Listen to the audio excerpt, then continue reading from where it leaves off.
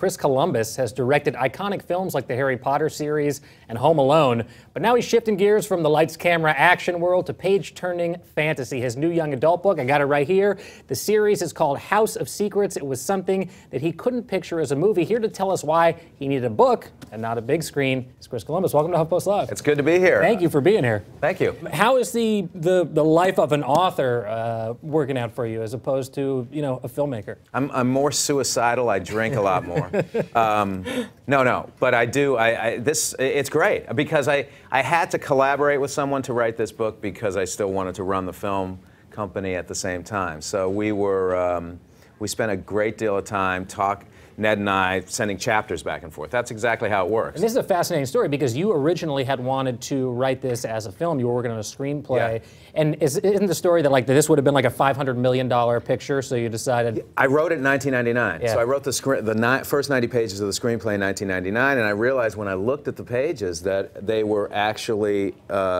way too expensive to turn into a film. So I put them in a drawer, went off and did Potter, came back, and lived with this story for about 8 years. I was obsessed with this story.